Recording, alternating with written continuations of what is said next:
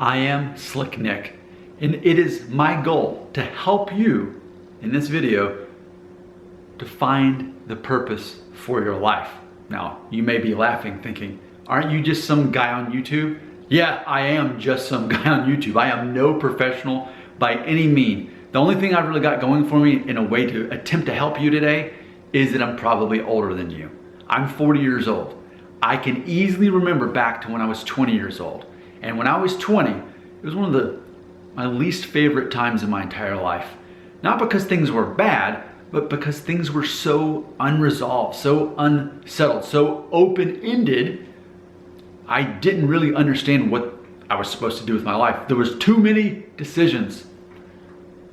Where do I even begin?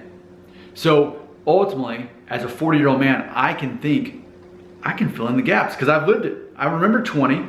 I know what it's like to be 40. What would I say to someone? What would have helped me if I could have listened to the 40-year-old version who had twice as much life experience? What would I say to that person? So I want to start by sharing a comment I received because that's ultimately what inspired this video. I had made a video called How Much Money I Make from YouTube Plus What I Do as My Actual Career. So someone with the screen name of Broken Butterfly had this to say, quote, "Hey Nick, advice for somebody struggling to find their purpose in life," end quote. So yeah, I really appreciate you asking. And to be clear, I don't want anyone to conflate, I want to find my purpose in life with that somehow being a negative thing. And that doesn't necessarily mean that at all. It's actually quite a positive thing, that you're optimistic enough to think, hey, I want life to be meaningful. I want to find my purpose. I have potential. So that's a very positive statement. That's how I read that. So I want to appreciate your positive perspective already. So let's get to it. I'm going to share 5 things with you. For me, if I were just to dumb it down in a 5-step program to figure out your purpose in life, based on my own life experience, this is how I would do it. Number 1, figure out what you are bad at. I know that almost sounds negative to start there, but no, believe me, we're going to build on top of that. Number 1, find out what you're bad at. You probably don't have to quote find out, you probably already know. So, use myself as an example. In high school, I was very apparent of the fact that I was not good at math. I was not good at science. I was not good at anything related to navigation or engineering. That was for quote smart people, and that wasn't me. That was my dad. That was my friends, but it wasn't me. My brain didn't work that way. So by default, I learned what I was good at. Because when you know what you're bad at, by default, a lot of times what you're good at reveals itself as often the opposite of those things. And I think that's very true in my case because I realized I like writing. Like when we have to do a journal or an essay, I like doing that. When we have to do a speech, I like doing that. I'm the guy who never studied for a spelling test and always made 100. I never minded being on a stage, being in a play, singing a song by myself, writing songs, performing songs, singing in a choir. All these things that were very much based on communication. It was easy for me. And often what's easy for you is what you enjoy. And often what you enjoy doing and what's easy for you is what you're good at. So there we go. Start with what you're not good at. That's number 1. Number 2, figure out what you are good at, because what you are good at is largely going to define your identity. And finding your purpose in life is largely based on you knowing who you are. And what you're good at, what you're skilled at, what you're gifted at is a big part of your identity. Now, going back to what you're bad at, see, we can even use that too. Not only did we use that to figure out what we're good at, but also we can use that for humor, because it's very important in life that you make people laugh, that you make people smile. And one of the ways you can do that is to make fun of yourself in regards to the thing you already know that you're not good at. And I do this all the time. It could be the most simplest math conversation ever. And I'll say, you know what? I have an English degree. I'm horrible at math. You're gonna have to do that one for me. Like, even something as subtle as that, I make a joke about that, which leads us into number 3, and that is helping other people.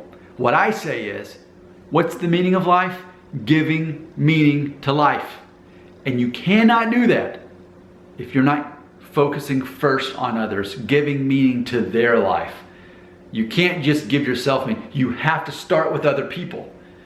So, once you've established what you're good at, you can use that to help those other people. Even if it's just a conversation, even if it's just enough to get that person talking more about themselves and focused on themselves, you're building them up. You're encouraging them. You have to assume that anytime you talk to a person, you're the only positive words that they're going to hear all day.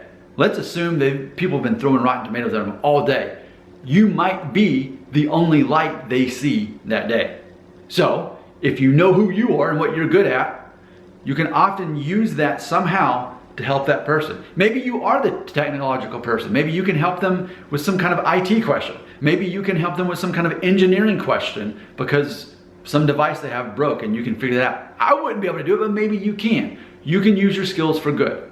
So that is number 3. Number 4 is creating some sort of arbitrary challenge in your life. And I've made a video about this recently. Let me explain that a little bit better. Let me talk about my own family.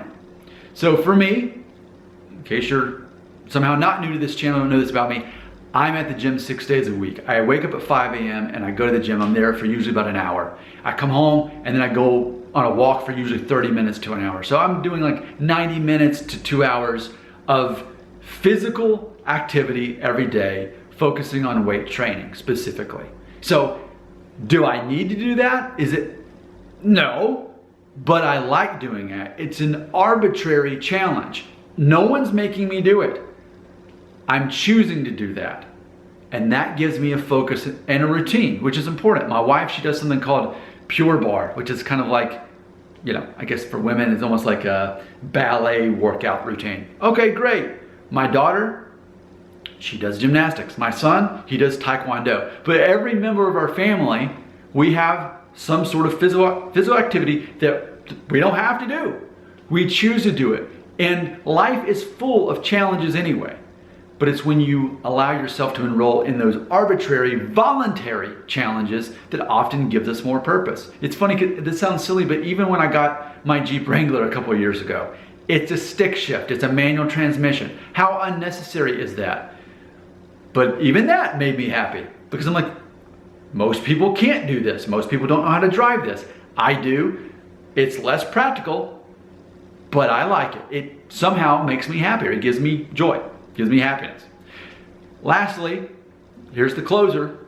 I would say figure out your views on God is what I would say. I know that may sound random, but I don't think so at all. There's a song by John Mayer, one of my favorites, called Something's Missing. And he goes through all the things in his life that he has, friends, money, success, all this stuff. But he never mentions God. I believe that we are all conditioned to want to worship and serve something bigger than ourselves. I believe that. And I think a lot of people try to fill the God-shaped hole with other things.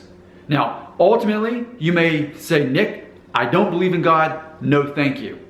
Okay, you've made that decision. At least in some ways, you're giving yourself some direction on that hole.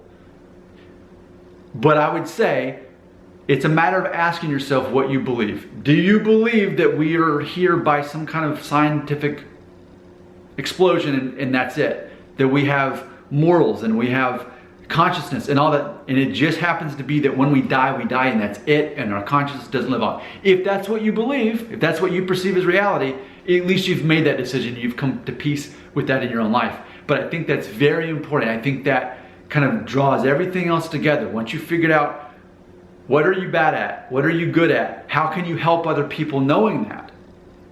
What are some arbitrary challenges you can put in your life? Even if it's a hobby, that's fine. It gives you something to focus on. And then lastly, as far as the existence of the world, why are we all here?